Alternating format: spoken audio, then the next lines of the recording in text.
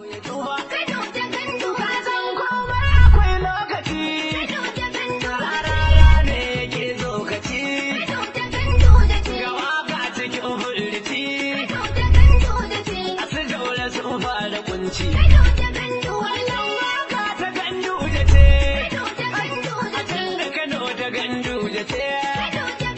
Muhammadu Buhari has flagged off his next-level political campaign ahead of the forthcoming general election. He was hosted by Governor Abdullahi Ganduje, chieftains of the All Progressives Congress, APC, party faithfuls, and thousands of supporters. It's a few weeks to Nigeria's presidential election, slated for February the 16th. And various political parties are on campaign trains to canvass for votes from the electorate. In 2015, President Muhammadu Buhari clinched not less than 1.9 million votes here in Kano State, a feat the governing All Progressives Congress (APC) is charging up to repeat or improve on in the poll. This was how the electorate voted in 2015. But the APC hopes that at least 4 to 5 million votes will be in Buhari's favor this year. The president, this is a political visit. It is basically for the flag off of the campaign. So we are not very much expecting Mr. President to do any other function apart from the visit to the emir, as well as the flag off of the campaign. If eventually Mr. President feels that there is need for him to go around and see some few projects, I think that would be good for us, and that would be good for the party. I'm really happy because, as you are aware, Kano is basically for Mr. President. There is no state in the country where Mr. President has large followership than Kano. It is going to be very successful. As you are aware, the Kano people are always behind Mr. President, President Muhammadu Buhari, and I can tell you Kano is his hometown. It has happened before, 1999, 2003, 2007, 2011, 2015, and inshallah 2019 also it will be his hometown, because you are aware that in 2015 we give him the highest number of votes, over 1.9 million votes, and coming 2019 by the grace of Almighty Allah we are going to give him at least over 4 million votes. As you can see, we are excited, we are happy, and we are ready to welcome Mr. President. Kano people are all out, our ulama, our traditional rulers, market association, news organizations, they are all out to receive Mr. President Muhammadu Buhari under the leadership of our governor, Dr. Abdullahi Umar Ganduje. It is really indeed very happy moment for me, for the God Almighty to enable His Excellency the President to come to Kano, which I believe you know a lot of speculation of him not coming to Kano, and he debunked all the rumors. Right from the beginning, we know how His Excellency the Governor is with the President, and we know how the Governor is with the people of Kano State and his State Assembly, indeed, which people were thinking otherwise. It is not. We are with our Governor, we are with our President, we are with our party, and definitely today is going to be something entirely different from what the world was expecting to see in Kano. It's not the first time Buhari came to Kano, and everybody is aware he's touring the state, all over the state. So Kano maybe is at least he has been visited so many states, so Kano is included, and Kano is the hometown of Buhari, and by the grace of God, His Excellency the Governor of Kano State, Dr. Abdullahi Umar Ganduje, promised to give at least 4 to 5 million votes in the presidential election, which will come 16 February by the grace of God. After 2 weeks, the people of Kano State will vote Ganduje and members of House of Assembly. Here in our senatorial zone, Kano Central Mana Ibrahim Shekarau is a former governor and he's going to be elected by the grace of God. And he is Buhari man before, since in the AMPP. So Kano is intact. Kano is for Buhari and Ganduje. A very special visit to us politically because he's here for the campaign rally to seek for the support of the people, good people of Kano State, to give him their maximum cooperation and support. He wanted the people of Kano State to give him the vote that they normally used to give him. And our able and dynamic, the visionary leader of Kano State in the person of Dr. Allah Umar Ganduje is promising Mr. President and assuring him the people of Kano State support. He wanted people of Kano State to come massively and vote for Mr. President. I'm sure with the very massive and gigantic reception by the good people of Kano State, which Mr. President is going to have today, I'm sure Mr. President will be very much happy and he will be assured that the people of Kano State are ready to give him his maximum cooperation and support by Almighty Allah grace, inshallah. Firstly, he is highly welcome. And the teaming member of Kano State, the citizens are welcoming Mr. President General Muhammadu Buhari, the President Commander-in-Chief of the Armed Forces, Federal Republic of Nigeria. You know, I was a defector from PDP to APC. I was so newly in APC. And today is the best day for me, you know, to anticipate the arrival of Mr. President, and which is obviously to the indigenes of Kano State is something that we will be very happy with it. So many rumors had been going on that Mr. President is not coming to Kano because of social reasons. And today we are going to tell the liars that you are liars, because the governor of Kano State, Dr. Abdullah Umar Ganduje, has been doing well, you know, to the Kano State people. So we are welcoming Mr. President to Kano State. And as a former PDP member and gubernatorial aspirant from PDP to APC, which I'm enjoying staying here with my boss, Dr. Mala Ibrahim Shekarau Sardauna Kano, by the grace of God, you know, the senator incoming 2019. So obviously I'm welcoming Mr. President. I felt that he's an indigene of Kano State, not even Katsina State.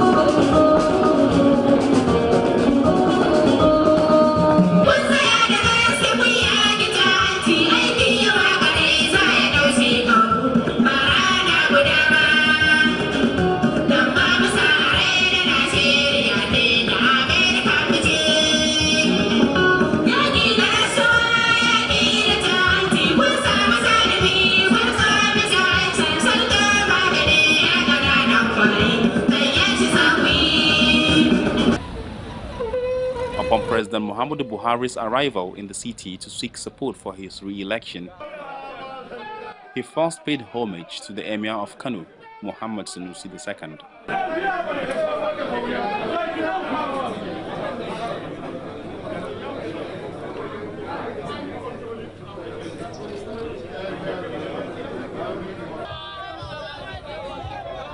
Then he moved on to Sani Abacha Stadium, where an unprecedented turnout of residents and supporters of the APC were waiting to receive him.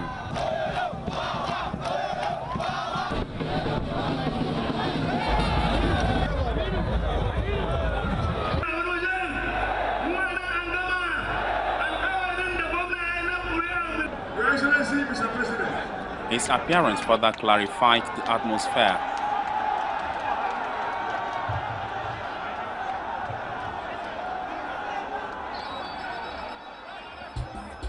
President Muhammadu Buhari reminded Kano residents of his commitment to deliver dividends of democracy to them and the entire nation if given a fresh mandate to serve. He called on them to vote for the APC in the forthcoming polls.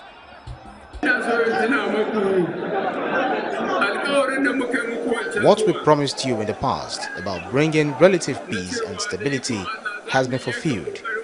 Those in the Northeast will have a lot to tell you since you engaged in businesses with them.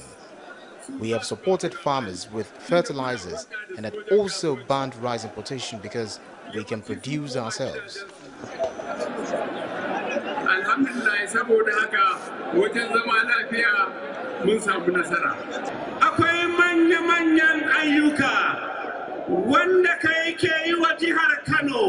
These are gigantic projects you are embarking on in Kano State. These projects will develop Nigeria's economy. The new rail line from Kano to Kaduna is one of them.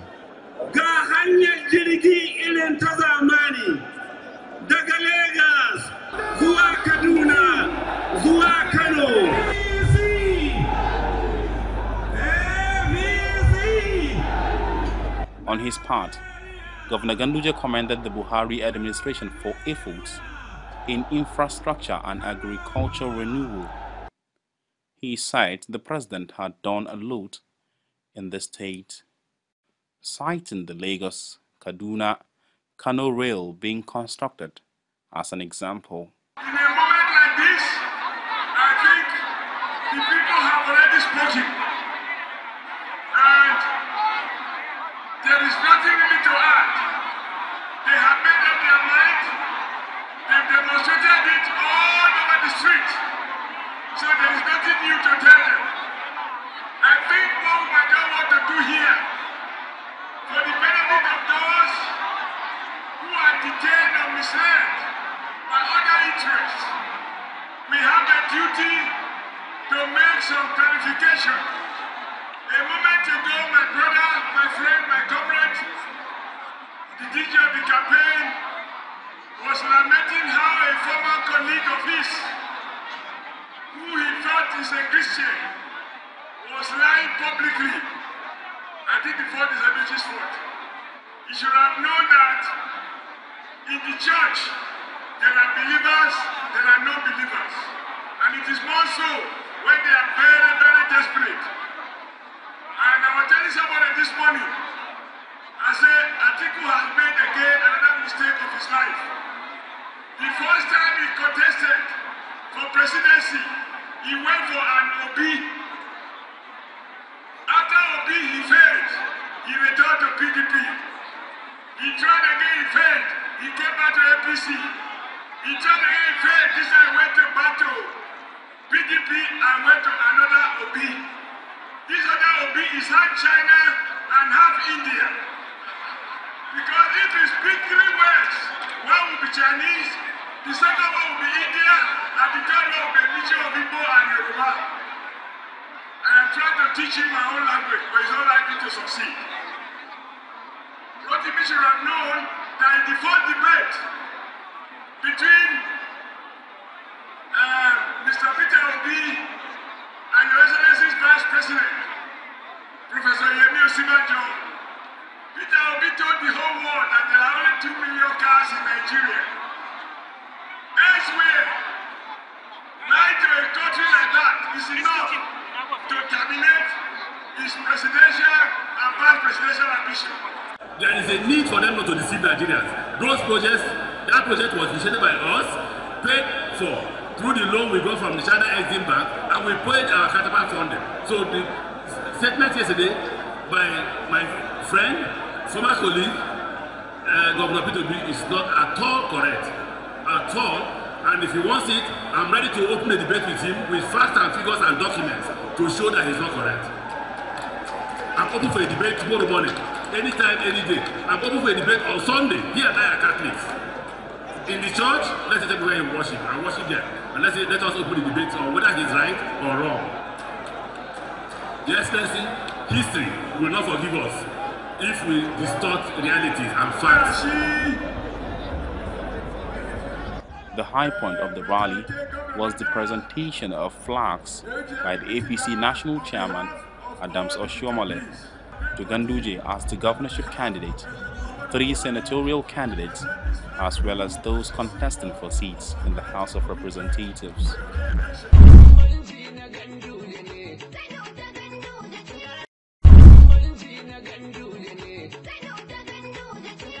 Still talking elections, security operatives in Kano State have been sensitized on the processes to ensure a rancor-free general election.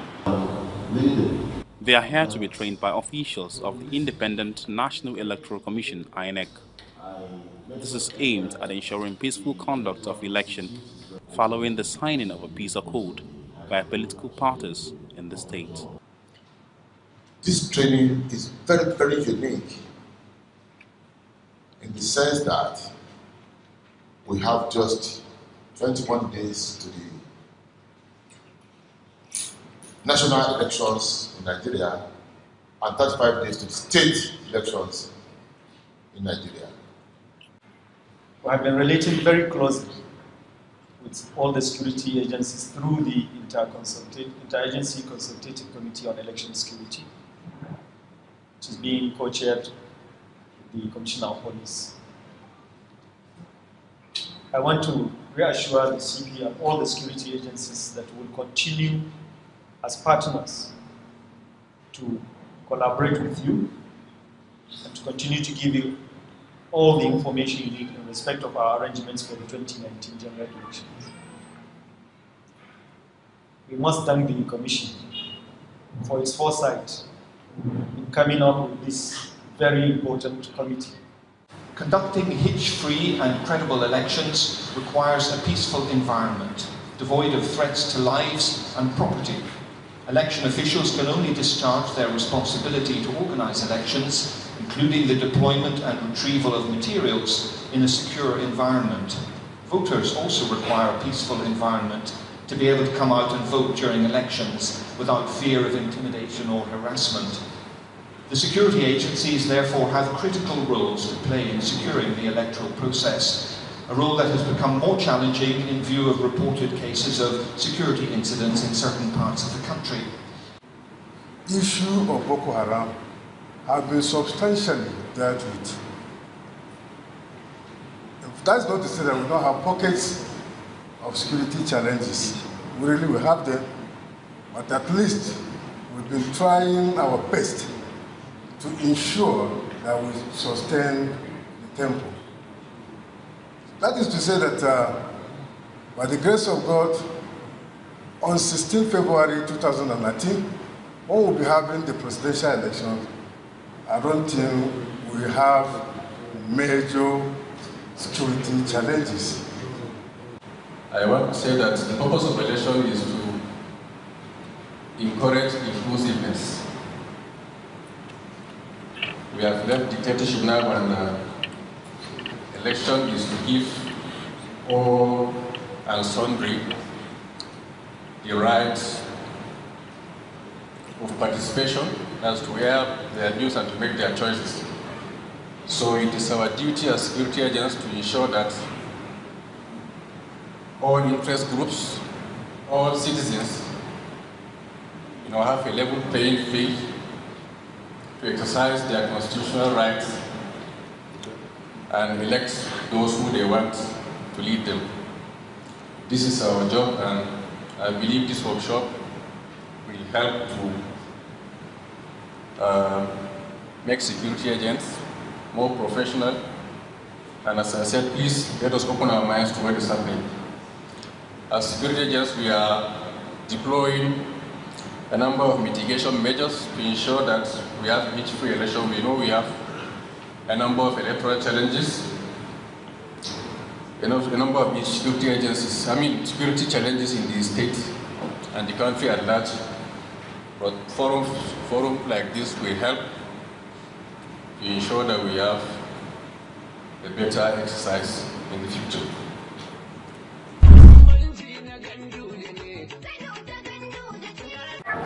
Now, at least 200 patients have benefited from a Kano State government initiative to provide artificial limbs for those who either lost a leg or hand as a result of accidents or other related causes. The limbs were distributed to patients free of charge at the Muhammadu Buhari Specialist Hospital, Giginyu. Deputy Governor Nasir Yusuf Gawuna, who inspected the process, said the state government has taken it up to assist amputees irrespective of their political affiliation, origin or religion. He assured that the state government will continue to partner with Jama'at Izalat al-Bid'ah wal Iqamat al-Sunnah, Jibwis, in order to capture more people. I want to assure you that even today, His Excellency had wanted to be here himself because of the importance that is attached to this program. But there is another program where 2 ministers are there, so I have to come here and he has to remain there. But one thing is, we want to assure the foundation that Kano State government is going to do all that it can to continue to support programs like this. This is what Dr. Abdullahi Umar Ganduje and his government has been advocating people to come out. And what I am saying is there are many ways that people can help. This is only one of it, that a foundation as far from India came to Kano to provide this succor to our people. And this is irrespective of the issue of religion or tribe or anything. Anybody that is in Kano and that have the opportunity to come and be screened is going to be provided with these limbs. 120 have been provided from the beginning, but because of the efforts of the state, 70 were added. So we thank the foundation and we hope the next time is going to be more. I want to call upon the people in the state that we should know that issues of development too is something that we have to respect, and we have to commend our leaders the way it's supposed to be. Where we are standing here today has been a project that His Excellency has inherited over years. What we do is the collaboration between the Solomon and the Jubilees. We were almost 5 years now. And out of that 5 years and 4 years, we have able to give or to donate about 3,791 prosthetic legs to the amputees. And one thing that I want to inform you, sir, Your Excellency, Kano State is one of the states that benefited most with this our program. And I'm assuring you that we will be able to come back and continue rendering this service to the good citizens of Kano State, inshallah. This is how the beneficiaries reacted.